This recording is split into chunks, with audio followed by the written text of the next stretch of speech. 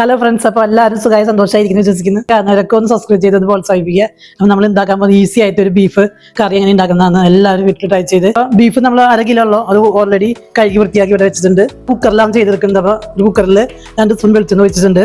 ഏലക്ക, ഗ്രാമ്പ്, കറുവാപ്പട്ട ഇട്ട് കൊടുക്കുക. സവാള, ചുവന്നുള്ളി, തക്കാളി, ഇഞ്ചി, വെളുത്തുള്ളി പേസ്റ്റ്, പിന്നെ പച്ചമുളക് എല്ലാം കൂടി ഒരുമിച്ചിട്ടിട്ട് ഉപ്പിട്ടിട്ട് നന്നായിട്ട് ഒന്ന് വഴറ്റി. തക്കാളി, സവാളൊക്കെ നന്നായിട്ട് വഴന്നു വന്നിട്ടുണ്ട്. മസാലപ്പൊടി ചേർത്ത് കൊടുക്കുക. 1 സ്പൂൺ കാശ്മീരി മുളക് പൊടി, കുരുമുളക് പൊടി, പിന്നെ 1/2 സ്പൂൺ മഞ്ഞൾപ്പൊടിയൊക്കെ ചേർത്ത് ഒന്ന് മാറി കഴിഞ്ഞിട്ട് ഒന്ന് ഇളക്കുക. ബീഫ് ഇട്ടിട്ട് ഒന്ന് 5-10 മിനിറ്റ് നേരം ഒന്ന് വഴറ്റിയിട്ട് ഒന്ന് മൂടി വെച്ചിട്ട് ബീഫ് വേണമെന്നവരെ 4-5 വിസിലാക്കി അടിച്ചിട്ട്. ബീഫൊക്കെ നമ്മൾ ഓൾറെഡി നന്നായിട്ട് വെന്ത് ഇവിടെ മാറ്റി വെച്ചിട്ടുണ്ട്. 2 സ്പൂൺ വെളിച്ചെണ്ണ വെച്ചിട്ട് തേങ്ങാക്കൊത്തും 10-20 ചുവന്നുള്ളിയും പച്ചമുളക് ഇട്ട് കൊടുക്കുക. 3 ബ്രൗൺ കളറാകും. ബീഫ് ഇട്ടിട്ട് ഒന്ന് നന്നായിട്ട് 1 സ്പൂൺ മല്ലിപ്പൊടി, മീറ്റ് മസാല, മുളക് പൊടിയൊക്കെ ചേർത്തിട്ട് ഒന്ന് വഴറ്റി അതിലേക്ക് ബീഫ് ഇട്ട് കൊടുക്കുക. ബീഫ് ഇട്ട് കൊടുക്കുക.